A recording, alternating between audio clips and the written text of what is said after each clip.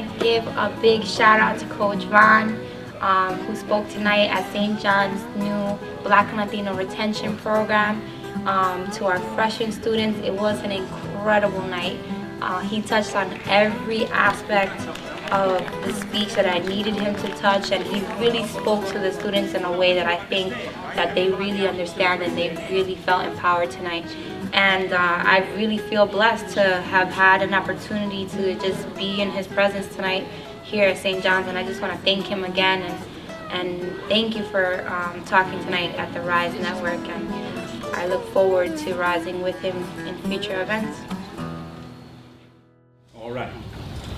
How many of you watched the game last night? Right? It was a struggle to watch, man. It was a struggle to watch. I really thought that the Giants were going to come back and take the Cowboys out. We have any Cowboys fans? No. He has to be careful after this, right? Because some of y'all might be out to get him after this, right? But I saw a preview to a movie, and I thought that it fit well with what happened last night. And the preview to the movie actually said, I don't want to just survive, I want to live. I don't just want to survive, I want to live. And I thought that the problem that the Giants had last night is because they started off a little weak. Most of the game they were just trying to survive, right? They didn't even really have a chance to actually try to get to the top because they were so busy trying to catch up. How are you down? What was the score, like 30 to like 13 or something like that in like the fourth quarter? And they almost won, but because they were still just playing catch up, all of a sudden my man Eli sets back, throws the pass, guy's not really looking, bounces off his shoulder pad, interception, game over. I was hurt. You know, so the things that we're gonna talk about today is because I don't want you to be in a position where you go through life and by the time you're like 40 or by the time you're 50, you find yourself just sitting around, you're just surviving through life, but you're not really living. All right? How many people want to survive? How many people want to live? All right, that's what I thought. Next slide. I'm gonna try not to keep you guys long because I know you're hungry. One of the things that you have to realize, and I chose this picture on purpose, one of the things that you have to realize is that, and this is the thing that I didn't realize when I got to college, is that you're no longer dealing with the regular season, you're dealing with the playoffs, right? When you make it to one of the struggles that Carmelo Anthony and the Knicks have had over the past couple of years is that, yeah, they do well in the regular season, but all of a sudden they get to the playoffs and what happens? They choke, right? Somebody said they choke. So what you have to understand is that you're no longer dealing with the small, it's not the regular season anymore, right? When I was in high school, I had a decent GPA in high school. I thought I was the man in high school, you know, but then all of a sudden I came to Stony Brook University. It's the playoffs now. And guess what happens in the playoffs? The intensity of the game picks up, right? The people that you're playing against, they're a lot better in the playoffs, and they're going for blood in the playoffs, right? Everybody thought that the Pacers should have the Pacers should have lost pretty easily to the Miami Heat, but what happened? Pacers stepped their game up, took them to Game 7. Then everybody thought that the Heat was going to beat the Spurs. What did the Spurs do? Stepped their game up, took the Miami Heat. The Miami Heat, they still won. You know, I'm not going to take anything away from them. But looking at what their team is, when you have two superstars like Dwayne Wade and LeBron James on the same team, other teams shouldn't be taking you to Game 7, right? And so now I'm talking about that now because we're not talking about basketball. What we're talking about is your actual future, right? You guys have some work to do. Like, it's not like sometimes you come to college and you get caught up because I know the young lady was talking about the parties and everything, right? And those are all well and good. You should have time to celebrate, but you shouldn't be celebrating if you don't have anything to celebrate for. And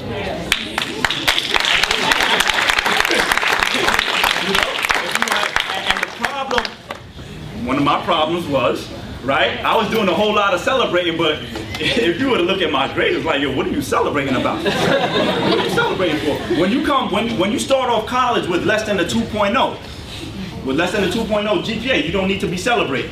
It's not, right? The Giants were not celebrating when they lost last night, right? When the team loses, they're not celebrating. So that's one of the points that I want to leave you. We can go to the next slide. Next slide. No, I'm sorry. I didn't mean. Yeah. Yeah, I like Kobe, and it's amazing what somebody who's great at what they do can do, because I actually used to hate Kobe. Like some of y'all might be, I'm 29 years old, you know, and some of y'all, maybe y'all didn't get to really see back in the day when the Lakers would always take out the Sacramento Kings, and I would be sitting there in my room upset, right, that they would win. But I started loving Kobe. You know why? Because I was like, yo, I've never seen the person work so hard. I've never seen a person who, it'll be like no time left on the clock and there'll be like 3 defenders on him and he'll still put up the 3-point shot and make it. Like you can't, how can you hate on that? You can't hate on it. But one of the most important things that I want you to see in this picture is not what's happening here, but what's happening here. Right? Oh, I'm sorry, because y'all probably can't see, but I was pointing to the shot clock. You see how it says 0.4 on the shot clock. And what you need to understand is that, how many of you play basketball? Right? A lot of you play basketball. Now, when you're playing street ball, it's one thing because there aren't any refs, and the most important fact is that there's no time, there's no shot clock, right? So you have all the time in the world, right? If you want to, you can just sit, dribble the ball as long as you want to. Nobody's tripping, you have all day. So the game could take 15 minutes, depending on if the game is like 11 or not, or the game could take an hour, you know, it depends if you got a sweet jump shot or not, you know. But the essence of time is the difference between an official game of basketball and a pickup game of basketball. And what you have to understand for your life is not a pickup game right now, right? Like everything is on the line and you have a certain amount of time in which to do with it, right? Because like I told you guys, I'm 29 years old. How old are most? How many of you are like 18? How many of you are 19? We have anybody 17? Right? So now watch. Watch. I went to college, I started college, man, 2002. Right? 2002 is when I graduated from Uniondale High School in Long Island and then began Stony Brook University out in Suffolk County. And man, I can still tell you the details of like when I first started college, right? And I don't know where the time went. All of a sudden I know I'm 29 years old. Next year I'm gonna be 30 years old. 30 years old, right? So time flies like that. In the next 10 years, I'm gonna be talking to people and saying that I'm 40 years old. Now for people, some people in here might be 40, so I'm not knocking 40 years old, right? But I'm just saying for myself, I didn't expect to be, like when I think about being 30 years old, it's not something that I really expected. But this is the thing, you guys are in a position where you can be a lot further in life than I am by the time you hit 29 years old. Right? There's a lot of time I wasted. I'm going to get into that a little bit, but there's a lot of time that I wasted that I really want to save you guys from. Next slide. All right. So one of the things that you have to understand, and this is something that you have to understand about the world, right? The world is in a state of emergency. And when I say that the world is in a state of emergency, what I mean is that when you understand business and when you understand the fact that you're here in school and all of you are out here and you want to go and start working for, let's say, a prestigious company, or many of you might want to open up your own company, right? The whole essence of business is that people have needs. Right? People have needs. And the whole point of people having needs is that whether you're going to work for somebody or whether you're going to open up your business, it's all about meeting a certain need that there is in society, right? That's what, making money, if you're going to make money, right, which is what you got, I would hope that you did not come here to not make money eventually, right? So if you're here, you probably want to make some sort of money in the future, but the way you make money is by meeting somebody's need, right? Now, how many of you, let's say that you were at home and somebody broke in, right? And one of your family members, let's say, God forbid, but let's say one of your family members got shot, right? And let's say one of your neighbors came on in and said, well, you know what? I'm gonna come in, we have to perform emergency surgery right now. Now, what would you do first? You said call 911. Now, but now we have to do some emergency surgery right now. So we can call 911, but we might need something done immediately. Now, if somebody walks into the house and says, listen, I'm gonna just perform on your mother or your father, first thing I would ask is, well, you are a doctor or something like that, right? Boy. Do they have a license to operate on you, right? Good question. That would be a good question. So, Do they have a license to operate on you? Basically what you're trying to ask is, do you know what you're doing? Right? Do you know what you're doing? And the problem is, if somebody comes in your house and begins to perform emergency surgery and they say, listen, don't worry about whether or not I know what I'm doing. Don't worry, I'm a nice guy. I treat everybody pretty good. That should be enough for you. What are you going to say? Right? Because what's happening is what? The problem that's at hand is not really dependent on whether or not you're a nice person or not. Right? So what you're learning here while you're at school is, I'm sure that all of you are nice people, and we're going to talk about the word nice in just a second. I'm sure that all of you guys are nice people, but guess what? What I found out is that being nice is not enough. Right? Just being nice, and don't get me wrong, you need to be a nice person. Right? I don't want you walking around angry, just like slapping people on the right? Right? You need to be a nice person. But what you have to understand is that being nice will not get you paid. Being nice by itself will not get you paid. You need to have some sort of skill that will actually meet somebody's need if you plan on getting paid, right? Next slide. All right, so we're talking about the word nice, right? And so that was my thing. When I was coming up through, there was something that happened to me in elementary school, junior high school, and high school. I'm going through school, and all of my teachers are saying on my report cards, Vaughn is a nice guy. We really think Vaughn is a great guy. He gets decent grades.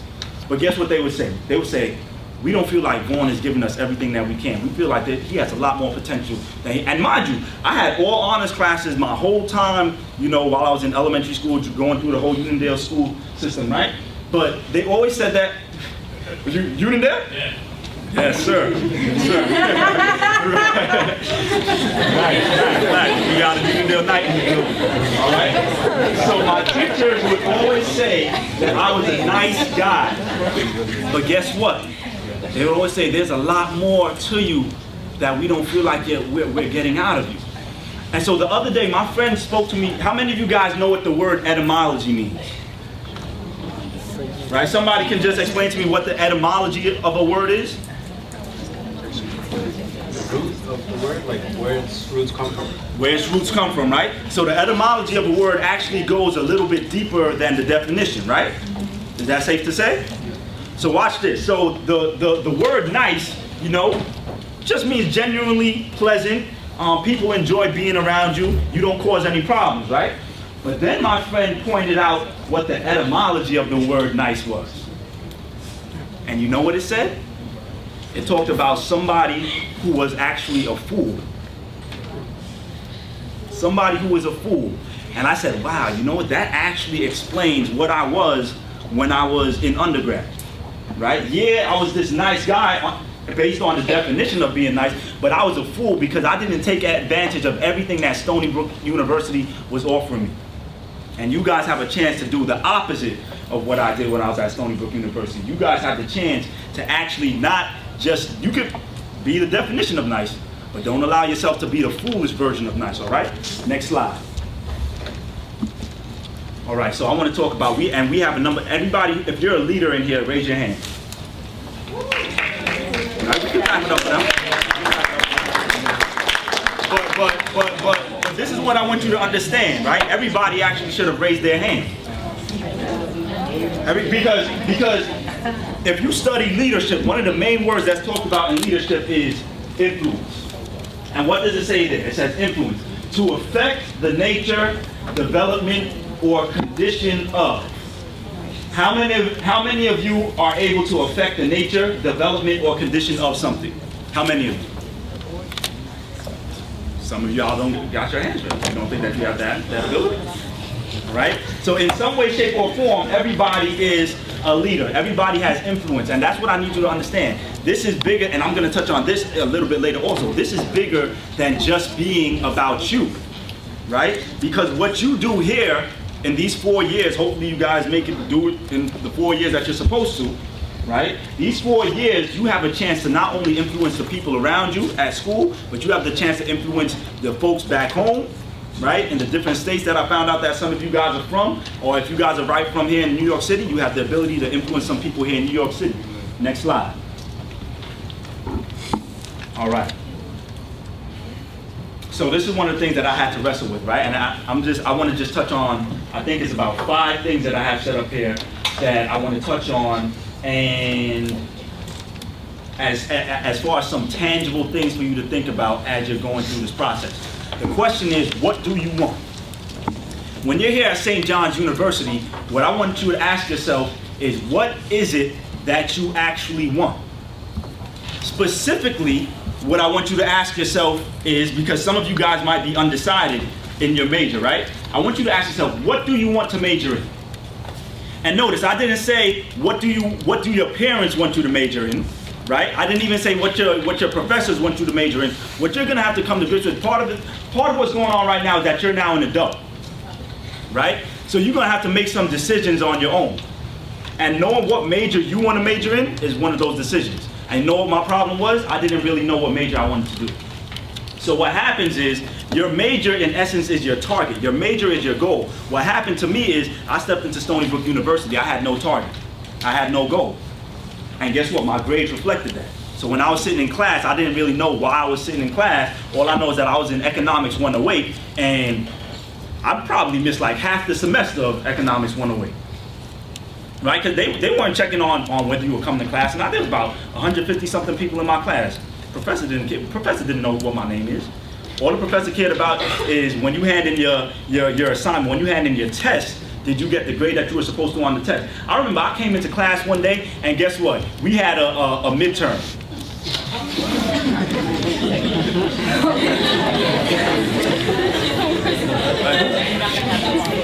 Right? I came into class, I stepped into class, and we were having a midterm. I didn't even know we were having a midterm. And then on top of that, I was falling asleep during the midterm.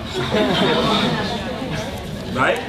It doesn't make sense. It doesn't make sense. So one of the things that I want you to, what I want you to ask yourself is, what do you want? Because, and while it's in my mind, I'll just talk about it, because what you have to understand is, I graduated with a 2.3 GPA, right? From Stony Brook University. And I had to do a lot of work to climb out of that hole. What you have to understand is that with the 2.3 GPA, companies aren't really looking to hire you, all right? And grad schools aren't really looking to bring you into their school. Because with the 2.3 GPA, it doesn't even look like you value yourself as much as you want the institution to value you. So why should they pick you up? And guess what? In a recession, it's not that there's not any money in a recession, but in a recession, people are only willing to pay money if they're getting the best quality that they can. So people aren't trying to pay you if you only have a 2.3 GPA when they can pick up somebody else over here who's knocking out a 3.5 or close to a 4.0 and give them the same amount of money that they would have given you. All right? But it all starts with, what do you want? Next slide. All right. Now, I just like this picture because this picture was actually drawn by somebody. I just found it. It was drawn with a pencil, right? And I just thought that was amazing that somebody was able to do it.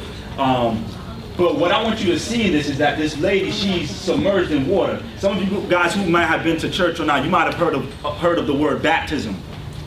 And what I want you to think of when you see this picture, what I want you to do while you're here, I want you to baptize yourself in everything that St. John's has to offer you. Right? When somebody's baptized, what they are is that they're physically submerged, right? Physically submerged, right? Somebody who goes swimming is physically submerged. They're all in. I want you guys to get every single thing that you can. And especially when it comes to your studies, that means that when you go on YouTube, you should be going on YouTube to figure out what were some of the majors. Somebody said something about psychology. Go ahead and YouTube, see what you can learn aside from what the professor is teaching you. See what you can learn on YouTube about psychology. Right? Submerge means when somebody sees you, you should just be dripping wet with everything that you're supposed to be studying. You shouldn't even be able to say, somebody should see you, and you shouldn't even be able to help but to talk about psychology, or my man who's doing philosophy. Somebody should see you and just be like, man, all he talks about is philosophy. But guess what? There's somebody out there that wants to hire somebody that all they do is talk about philosophy. Right? Next slide. All right, how many people like LeBron James?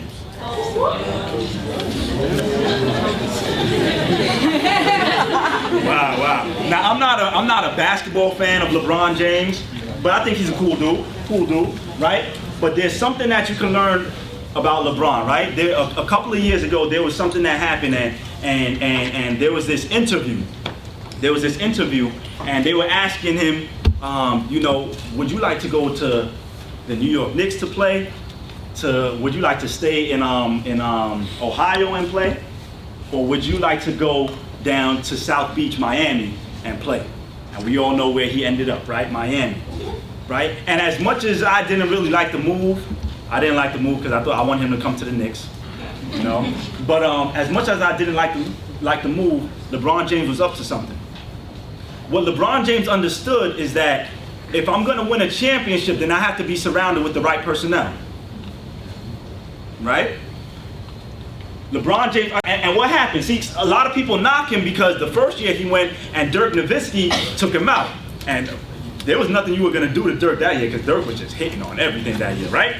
But at least they made it to the championship, gave themselves a chance. Then the year after that, they go to the championship again. This time LeBron wins one. Then they go to the championship again this year. This time LeBron gets his second championship, right? So what I want for you guys to understand is that part of you getting to the championship for your life is surrounding yourself with the right people. Now, you've already heard a lot of the right people here. People like Natalie, people like Drew in the back, right? Some of the administrators who are here today, some of the leaders of the organizations who are here today. That's all part of your team if you're trying to win that championship. And then you need to seek out the people. What I want for you guys to do is when you're sitting in class, look for the person who seems to have all the right answers in class. Strategy, right? When a coach is coaching, he has a game plan. Y'all need to have a game plan, and part of that game plan needs to be whoever's the smartest person in the class, I need to team up with that person. Why? Because they might get an A, and if I just hang around them, I might get an A too. Am I right or wrong? Right? Because if you hang around with people who are getting 2.3s, you're probably gonna get a what? 2.3, right? So I want to challenge you guys to make sure that you get around the right people. Next slide. I just thought the picture was funny, but it says help me. Don't be afraid to ask for help, right? And this stuff isn't deep. This is stuff that your parents, everything that I've talked about today is stuff that your parents have probably told you, your administrators have told you before, but I'm just trying to just give it to you in a way that you can understand. Help me. Don't be afraid to say that I need some help. Right? What Chris Bosh said once, and some of you guys have heard this term, but a closed mouth doesn't get fed. Right? If you keep your mouth closed and nobody knows that you need help, guess what? You're going to always be in a state of emergency like what we talked about before. Next slide. Right? So look, a lot of people talk about wanting to lose weight and things of that nature, right? And as you see here, this lady's getting caught with a donut, right? Now we all know that if you're trying to lose weight, eating a donut is not conducive to somebody who's trying to lose weight, right? It's just not. But there's certain things that some of you guys probably want to do and probably want to get involved with that's not conducive to you being successful while you're here in school. I can guarantee you that somebody here while you're at school is going to tempt you to smoke weed on campus. That's not conducive if you're trying to get a 4.0. Somebody's probably going to ask you guys if you want to do some underage drinking or even overage indulgence in drinking. Guess what? That's not conducive to you getting the education that you want while you're here. Somebody's probably going to tempt you guys to cheat on the test. Guess what? That's not conducive. That's like you trying to lose weight but eating the donut, right? So what you're going to have to realize that there are going to be certain things that you have to stay away from. There are going to be certain things that you have to cut out of your diet, right? Some of you guys just stay away from parties because you already know when you go to a party, you bug out, you might get arrested. Right? You might just need to stay away from the party, right? Because you're going to get arrested or you're going to get caught drinking or the campus security might find you doing something, right? Matter of fact, for the fellas, you might have to stay away from a lot of the girls on campus. Ladies, you're going to have to be real smart about the dudes that you hang out with on campus. Not all of them have your best interest in mind. All right? Next slide. I think I'm almost through my slide. How many of you guys saw The Dark Knight Rises? Yeah. Awesome movie, right? Awesome movie. Watch this. There's this point in the movie where you remember when Batman meets up with Bane for the first time, and they get ready to battle it out, right? And what Batman failed to do, we all saw that he failed to prepare. And so he got basically his butt whooped, right? Got his back broken, and then watch this, he got thrown into a pit. And then Batman gets thrown into a pit, and there's a whole society living down there in this pit. And the thing about this society is that nobody has ever made it out of the pit who's been thrown down there, right? And it's a very deep pit. And then he's trying to get out, and he starts speaking, he's trying to get healthy, and he speaks to this doctor that's down there. And the doctor explains to him that there was only one person who ever climbed out. And he explains to him that it was a young child that was able to climb out of the pit. So Bruce Wayne is like, all right, cool. If a little girl was able to make it out the pit, then Bruce is like, I'm Batman. Like, this is a piece of cake. I should be able to get out, right? So he starts getting ready, right? Ties a rope around himself and begins to start climbing. Starts climbing up, and then there's this little ledge, right? And you saw the ledge was broken, and in order to get to the other side, you had to run and jump over this like long gap in order to make it to the other side. And so he climbs up, he gets to the ledge, and he's standing there, goes, runs, jumps, and what happens? He fell, right? And then what happens? The rope catches him, lowers him back down. And then all of a sudden he tries again. But this time, he doesn't try. He doesn't just think that because he has skill, he should make it. This time he says, you know what? I'm upset this time, I'm passionate this time, so I'm gonna make it simply because I'm just that angry. So he says, because I have the skill and because I have the passion, I should just be able to make it I should be able to make it out the pit. So he starts climbing up again. What happens again? He falls, the rope catches him, right? But then if you were paying attention to the movie, the doctor says something that's key.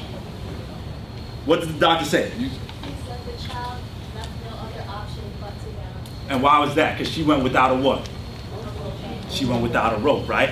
So all of a sudden, the third time he starts climbing up, right? This time he looks confident because now he's packed supplies. He has like supplies wrapped around himself, and he starts walking. He starts walking to the pit and like kind of like saying farewell to everybody because he's confident now. And so he starts climbing the wall this time, no rope. He starts climbing the wall, and then all of a sudden he makes it to the ledge. And he looks at the ledge, he sizes it up, and then he goes, he runs. I don't even think he ran this time. Matter of fact, it was just one strong leap, right? He must have done like long jumping track and field or something like that back in the day. But he just leaps, makes it over, right? And then he climbs his way out. Guess what? The reason why he was eventually now able to make it out is because he was no longer willing to settle for a backup plan, right? Because a lot of people, what happens in their lives is that they don't know what it is that they want. And even when they do find out what it is that they want, they're always willing to settle for the option that's going to provide the least resistance, right? And so what I don't want you to do is to go through life saying that, okay, you know what? I'm always just going to have this rope around me just in case I fall. What I need for you to do is to get to the point where it says, look, either I'm going to succeed at what it is that I'm going to do, or I'm going to at least die trying, right?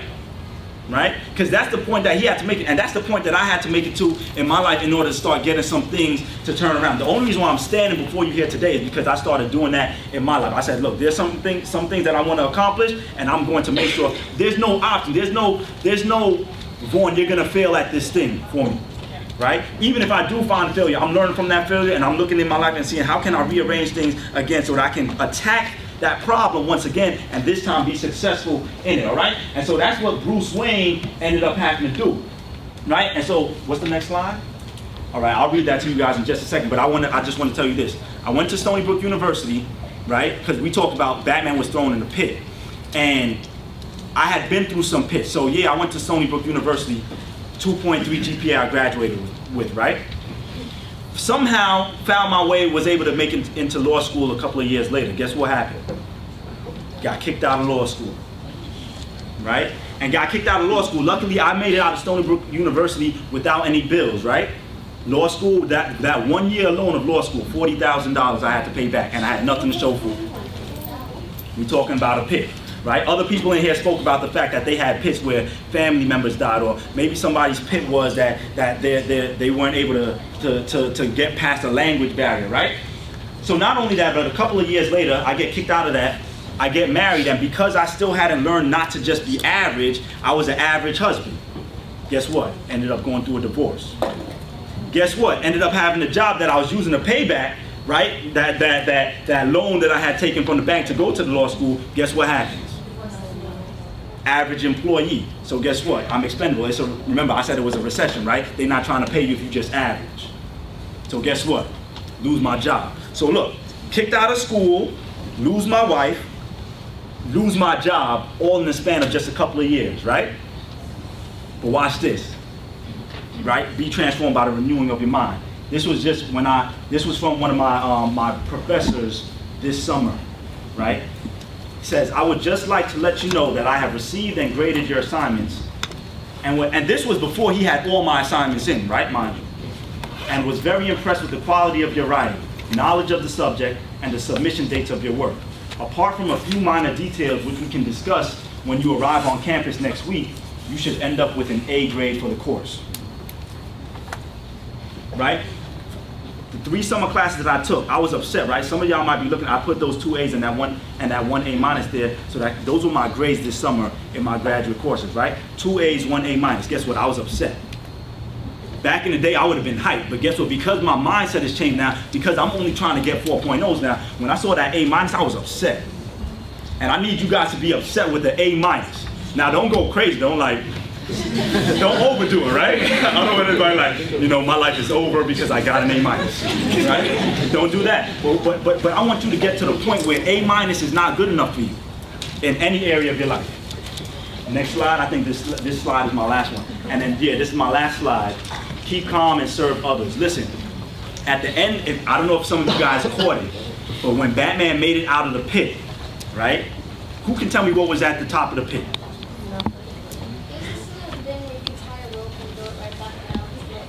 Yes. At the top of the pit, if you were paying attention, there was a rope. And what Batman does with the rope is he let the rope back down so that he could do what? So that the other people could climb up out of it, right? What I don't want you to do is be selfish with your experience here. The whole reason why you're going through this experience is so that, like I said before, you can go back to your communities and so that you can let down a rope so that the other people, the other people in your communities who may not have a good example, right, as to how to come up out of their pit, you can be that example for them. The whole reason why I do what I do is because when I found that it was hard for me to get a job, when I found that it was hard for me to get into grad school, when I found myself going through this tough time that I had never been through before with going through a divorce, I said, I will not allow myself to go through this and watch other people have to go through it also. I said to myself, I will do everything in my power to make sure that either other people don't have to go through it, or if they do have to go through it, I will do my best to help them navigate through it, right? So that they could come out on top and be successful in the end. All right? And so keep calm. If you remember nothing else, in all that you do, keep calm and serve others. You guys have been a great audience. Give yourselves a round of applause.